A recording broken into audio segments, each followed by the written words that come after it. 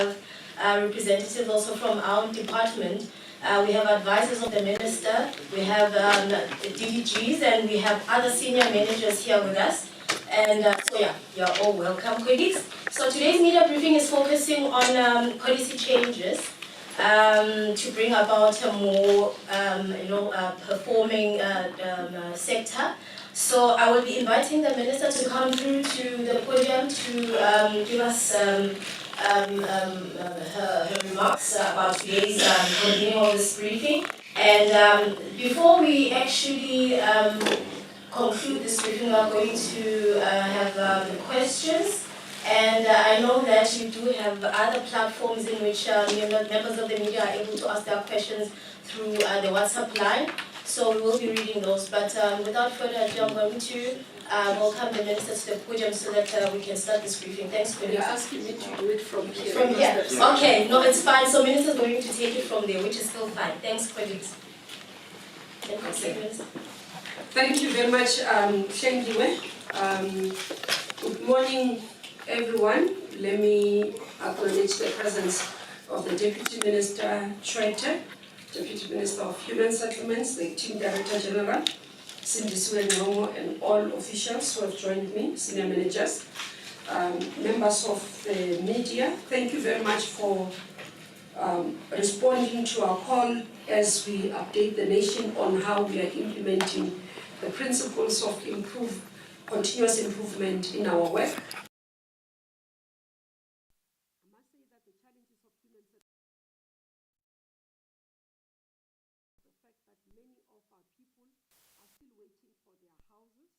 Many of our people still stay in informal settlements that lack basic services such as water and sanitation, and close to 70% of their income on transport because they stay very far from their places of work, and many people in the gap market are struggling to get access to funding so that they can provide shelter for their families. It might be taking us a while longer than expected to attend to their needs, but we are committed as the portfolio to ensuring they soon receive what is due to them. Over the past year, the Department of Human Settlements and its entities has witnessed stability and steady improvement in how we do our work. Whereas in the past you have seen, and members of the media will be aware, even members of the public, on a lot of challenges that engulfed this portfolio, the silo mentality that had been dominant amongst the different entities. We are seeing collaboration more now, and I will elaborate on some of this collaboration when I speak about the new approach, even on disaster response. What prompted us to update you today is the need to outline how we respond to the changing economic, climatic, and environmental conditions in the human settlements sector. Accordingly, our focus this morning will be on the changes we are making to the subsidy quantum, the enhancement we are making on fully subsidized houses, which are commonly known as RDPs, and our new approach to emergency housing program, which responds to the natural disasters. You will recall, ladies and gentlemen, that last year we decided to increase the subsidy quantum, which had not changed for 5 years. This change was necessitated by the inflationary impact on the cost of building material, which had been accelerated by COVID-19 pandemic and the July 2021 riots. Currently, we are experiencing, or with the Ukraine and Russia conflict and the electricity supply challenges, the economic situation has shifted such that the cost of material has gone up again. And the changes we introduced last year are no longer viable for the sector. Nevertheless, the situation is such that we are compelled to effect another increase, otherwise more projects will be left incomplete and construction companies will find it hard to survive. We have therefore decided to make the following changes, and we are increasing the subsidy quantum with 29.7% for the financial year 2023-2024, mainly to address the ever-increasing building costs, and the adjustment will ensure that we speed up the pace of delivery, and also deal with the quality of homes we provide to beneficiaries. From the 1st of April 2023, in real terms, our housing programs will be adjusted as follows. The BNG services and top structure, these are your RDPs commonly known, will move from 196,887 to 255,364. Houses for persons with disabilities will move from 209,071 to 271,166. Military veterans houses will move from 240,607 to 312,069. First home finance will move from 130,505 to 169,265. Social housing will move from 327,667 to 424,984. We believe that with these adjustments or amendments, we will be able to accelerate housing delivery and avoid projects being abandoned. We continue with our call to our implementing agents, contractors, and developers to deliver quality work on time and within budget. As I said, we strive to apply the principle of continuous improvement of our services consistently. The enhancement as well that I am announcing today will improve access to basic services for poor households and security for the vulnerable. Concerning newly built government subsidized homes, as per the MIMEC decision, they will change to improve households' lives and contribute to economic activities. However, I must emphasize that these changes will not apply retrospectively. This means these enhancements will only apply to BNG projects or to projects that will be starting from the financial year 2023-2024 onwards, so meaning from the 1st of April 2023. The change in the quantum is exclusive of the enhancement that we are introducing, and this will be at a reasonable cost that will be kept. And these enhancements are as follows. We are introducing the putting together of solar panels. Every BNG unit will be fitted with solar kit so that these households can have access to basic electricity. This change will ensure that households who are far from electricity infrastructure can get access to electricity. This will also help reduce the network load and the burden on municipal financial stability. We are cognizant of the concerns raised around security and the rising incidence of theft of solar panels and associated components. We are planning to work with the security cluster and the community forums to find a way to secure these units. We have been in contact with a team at the University of Johannesburg that has done work in the provision of solar solutions in villages and rural settings. We believe their lessons learned that they have been able to gain will come a long way for us and will be able to assist us in improving how we do our work going forward. It has come to our attention that the houses we provide to persons with disabilities are vulnerable to burglaries and other security issues. For this reason, all the units delivered to persons with disabilities will be fitted with burglar bars. This will assist in protecting them, especially those who are blind, because we've received quite a lot of complaints that they are attacked. People come in, break into their houses because they know that they are vulnerable and they're not able to defend themselves. So they have made a call for us to respond, and this is the response that we are adjusting in terms of the subsidies that we provide. Again, in terms of rural areas, we will also provide rainwater harvesting devices in rural areas. This will mainly ensure that rural communities have access to essential water services. So this will be your tankers that will be sitting there that they can harvest water, and it will come as part of the units that we are providing. Ladies and gentlemen, another area that is of concern is around the disasters and emergency housing program. Due to the changing climatic and environmental conditions, we have seen a rise in natural disasters. The impact of these natural disasters is devastating to households, as some of the victims are left with partially damaged houses, others are left homeless. The most recent disaster is the floods we just witnessed at Port St. John's, wherein hundreds of families have been affected and almost 205 people were left homeless. The increase in the frequency of these disasters and the severity of the devastation requires a human settlement disaster response that is swift and appropriate for alleviating the plight of the affected families. Looking at our response to disasters, we realize that the human settlements response is underwhelming and slow.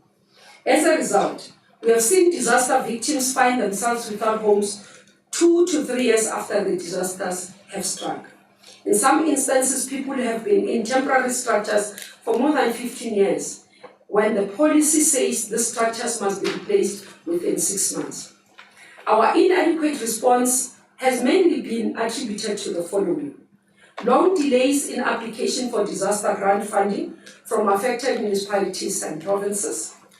This is due to lack of skills for assessment of disasters at provincial and municipal level. Dysfunctionality of municipalities due to political instability, inordinately prolonged delays in land acquisition, which frustrates the process of temporarily accommodating people. In addition to this, we also realize that the method of allocation of funds amongst the provinces was suboptimal, as some provinces are more prone to disasters than others. Working with the National Treasury, we determined that our response to disasters will be more effective when managed at national level. This also means that the emergency funds will be available for deployment to affected areas at a time of need, rather than being appropriated to a province or municipality that does not experience any disaster during the financial year. Accordingly, effective from the 1st of April 2023, the department will take over implementing the emergency housing program. As a result, the provincial emergency housing grant and the municipal emergency housing grant will cease to exist. We believe that this approach will enhance collaborative planning amongst the 3 spheres of government in anticipation of disasters and simplify the response so that we optimize funds allocation across the country and improve the response time. However, provinces and municipalities are expected to ensure that they still attend to all outstanding households whose properties were destroyed in previous disasters and are yet to receive assistance despite municipalities and provinces having received funding for these disasters, meaning the national management will not be retrospective. It will only start from the 1st of April going forward, so all disasters in the past, provinces and municipalities still have to deal with them. As part of implementing the emergency housing program from the new financial year, the Emergency Housing Command Center has been established to coordinate the national disaster response. It will have linkages to the South African Weather Services and provide the ability to receive early warning alerts to enable the proactive mobilization of resources to respond to immediate disaster. This will also link to the National Disaster Center and will not work in competitive or contradictory manner. This allows communities, as well as we establish this command center, to access or directly send the reports of their incidents through email at ehr@dhs.gov.za. In addition, a disaster management team has been created that combines and leverages the skills and capacity of the department and its entities, including the Housing Development Agency, National Home Builders Regulatory Council, the National Housing Finance Corporation. A framework has been developed which includes the definition of roles and responsibilities, the implementation guidelines, and the standard operating procedure. This team is ready to commence with work on the 1st of April 2023.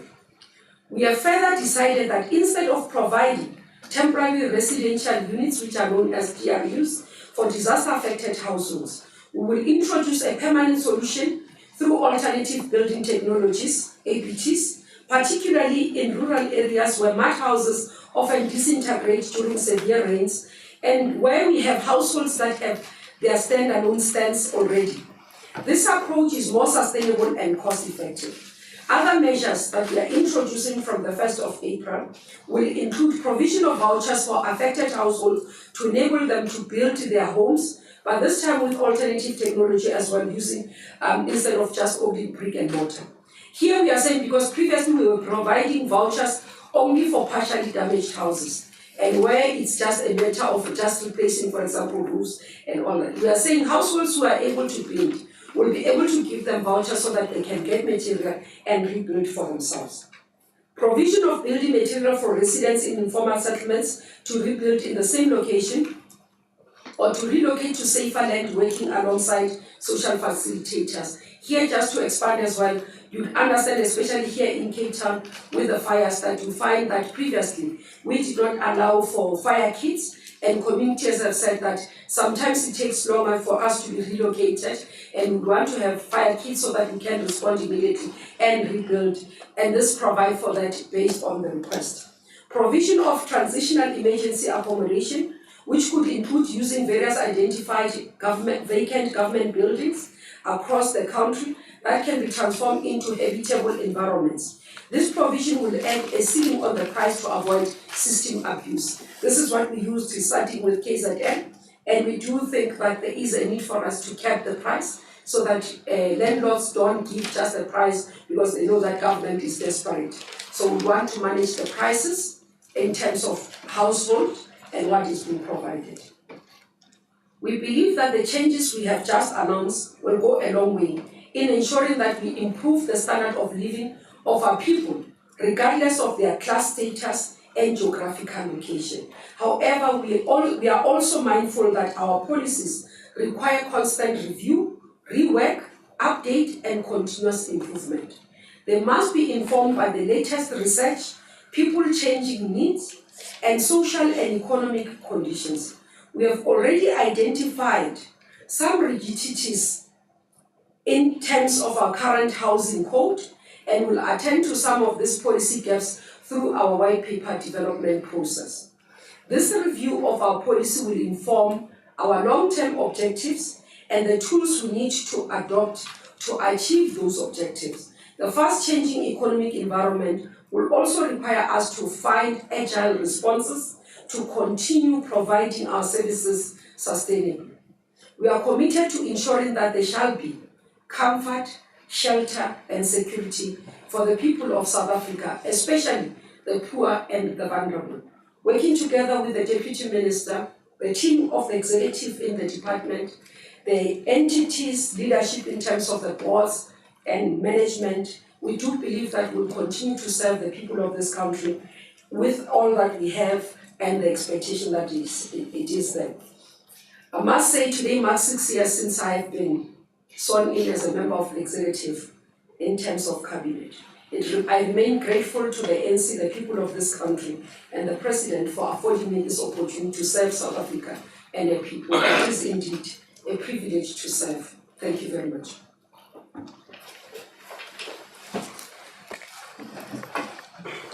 Thank you, Minister, for that.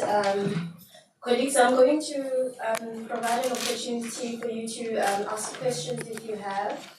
I will open the floor. I know that there are colleagues who may be asking questions on the WhatsApp line, but if there is, we'll read them out. If there isn't, then it's fine. But from here, if there's any questions, please, you can raise your hand and introduce yourself, and then you can shoot.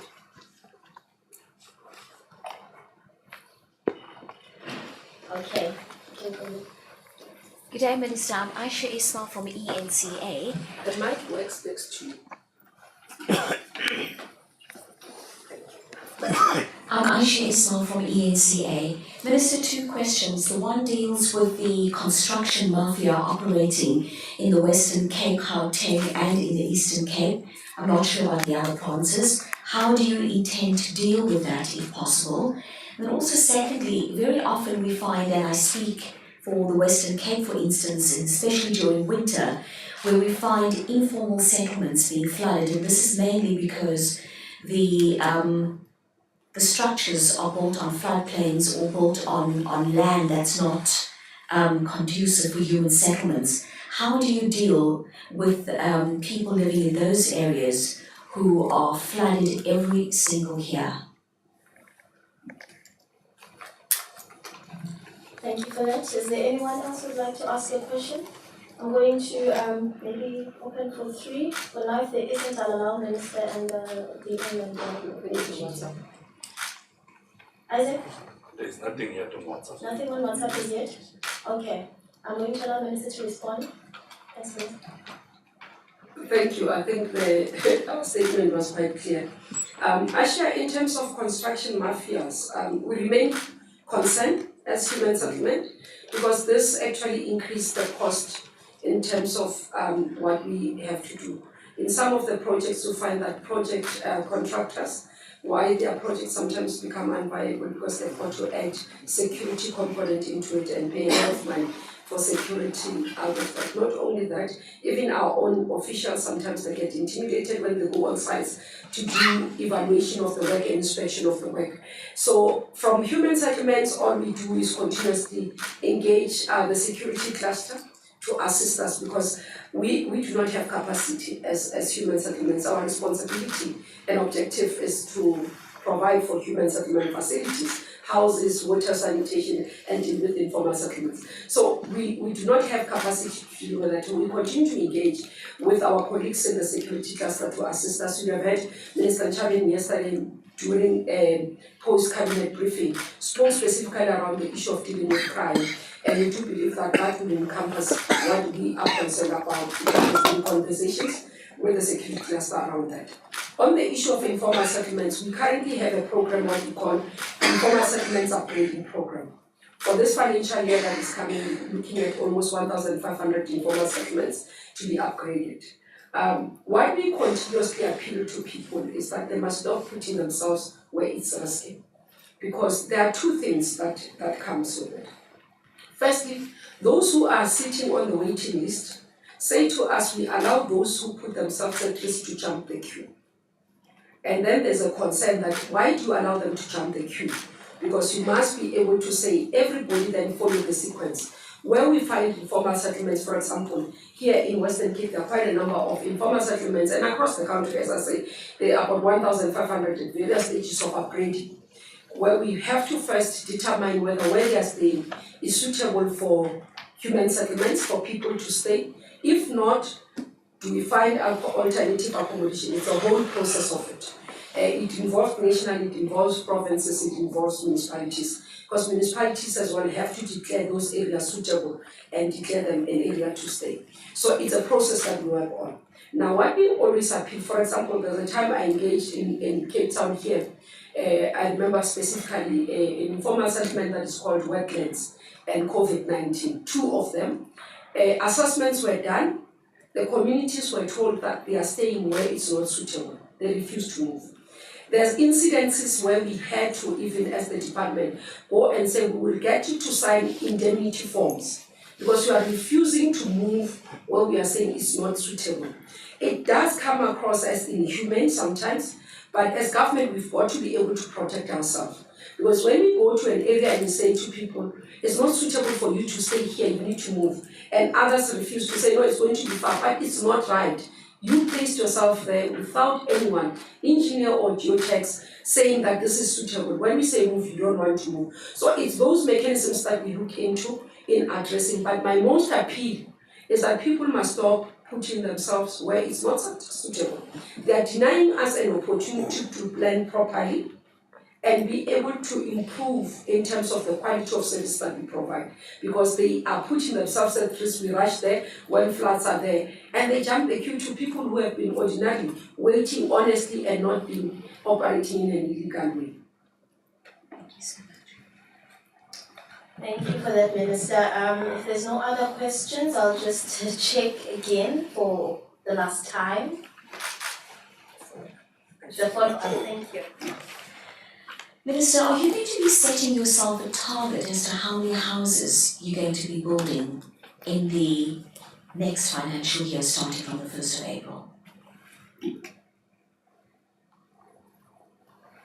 With that, we've got an MTSF target that we've got to meet. I must say that there's been challenges in meeting that target. During my budget vote, I'll apply in detail in terms of our target because we still have to appear before the portfolio committee to table our APP. The reason we update on this one is because the changes have to come into effect on the 1st of April.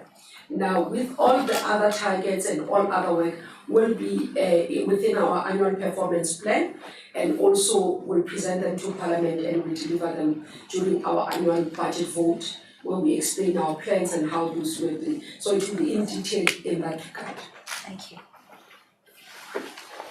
Okay, I am going to now release my principals if you don't have any more questions, but without wasting any time, thank you colleagues for joining us today, and I hope that you were clarified. If not, you can still reach out to us. My contact details are available. We also have the head of communications, but thank you for coming. Have a good day.